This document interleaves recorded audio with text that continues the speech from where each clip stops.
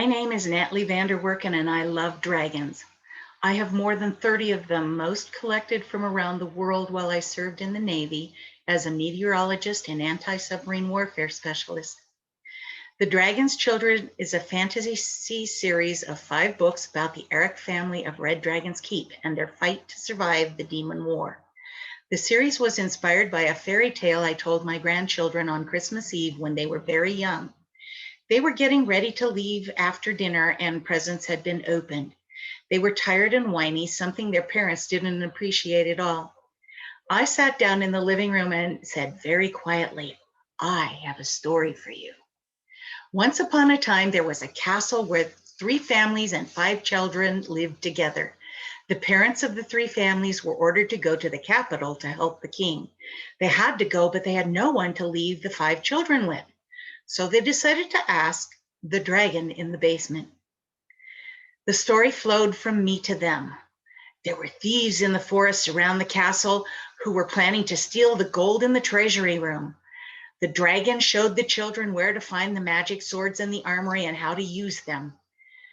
The grandchildren were putting on boots and coats by the front door. As the story grew, they scooted over to me and were soon sitting in a semicircle at my feet. The thieves broke into the castle and tried to get past the children, the dragon, and the magic swords to the gold. There was a great battle. Very wide eyes watched my face as I told the story. I looked up and my daughters and their husbands had taken seats around the room in their coats and boots, listening to the fairy tale. I realized then that I had to write this story. The main character in each of the books is based on one of the grandchildren.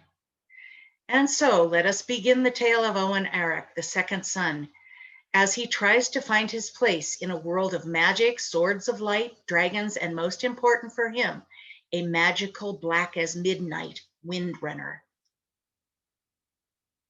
Windrunner, Chapter 3. Last meal was finished. Family and guests sat at the head table quietly discussing ideas for Owen's departure in the morning. Shouts of alarm echoed from the forecourt into the great hall. Thomas and Aidan rose from their chairs. Gregory twisted around to face the end of the great hall. The doors slammed open and hit the walls on either side with a resounding crack, rebounding halfway closed. A huge animal, black as night, shouldered the heavy wood out of its way.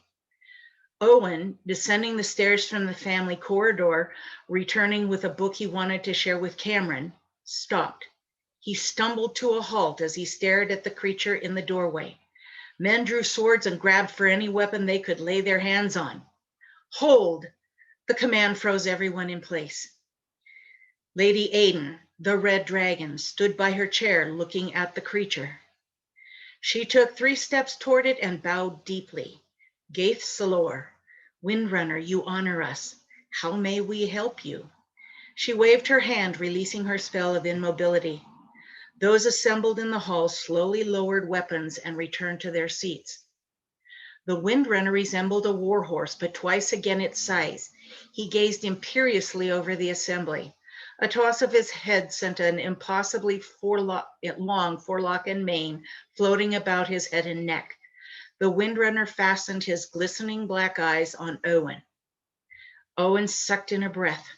The book he was carrying slipped from his fingers and thudded on the stairs. "I have come for you." The Windrunner's voice echoed in the minds of everyone. Murmurs rippled around the great hall. The Windrunner paced into the room and up the aisle between tables and benches. Owen turned as if to run back to the stairs, but hesitated. What if it follows me up? He stood rooted on the 4th stair from the bottom. Owen felt he was shrinking as the giant creature approached. He began to tremble with a combination of fear and anticipation. His throat turned dry and his breathing increased, making him lightheaded. "I choose you. Gather your things and come with me." Owen darted his eyes toward the high table.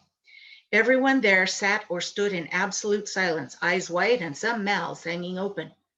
"Lady Aidan, would you please introduce us, since you seem to know him?" Thomas asked.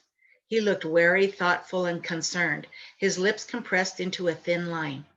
Of course, Lord Thomas, she turned to face him. This is a Windrunner from the great plains of the Windward Range. My name is Navarre. I have come for the second son. Lady Aden gave a shallow bow to the Windrunner. As you say, Navarre. She kept her eyes on the living legend. Windrunners choose a rider only in the most dire need. Master Owen has been chosen by Navarre for the Windward Range. Well, then, it's a good thing Owen is already going to AOC, Thomas said with iron self-control. Welcome, Windrunner. Would you rest here for one day while Owen prepares? The creature from myth swung his head toward the high table and regarded Thomas. Silence stretched. He finally spoke to the minds of everyone in the hall. I will wait. What can we do to make your stay more pleasant? Aden asked. I need a warm room and water. The Windrunner looked at the others gathered at the high table. Greetings, Arakri. It has been long since we last spoke. Nulok, the king of the dragons, gave a small nod of his head. Greetings, Navarre. Need calls us once again. So it does, Navarre replied. Darkness and slaughter march across the land. It is well you have come from your citadels in the wilderness. The waking of the swords of light has roused more danger than anyone realizes. He lashed his tail in agitation. I greet all of you, Clam Solas. Well met. The swords of light, never far from their chosen, murmured greetings, causing a shudder to pass through those still lingering in the great hall. Most had slipped away as the highborn spoke. What if I don't want to go with him? Owen spoke loudly into the quiet. Silence greeted his words. Heartstriker, his sword of light, rebuked him. Do you want the dark to swallow your home in this land? You are needed where fate takes you. Be silent and learn. Owen clamped his mouth shut and flared his nostrils, crossing his arms over his chest in a display of mulish stubbornness. He looked at his brother, who gave a tiny shake of his head. Thomas's eyes looked up the stairwell and then back at Owen. Owen took the hint. He bowed to the high table and to Navarre. I need to finish packing.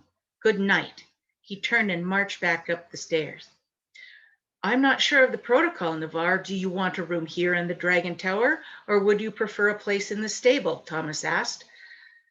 An open box stall will suffice, Navarre responded.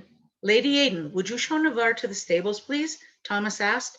He is our honored guest and will have whatever he needs. Of course, my lord. If you would come with me, Navarre. Aden ushered the Windrunner from the hall. Join me in the world of Ardontir, in the search for the amulets, the 5 amulets that will complete the talisman and call the dragons to help with the demon war.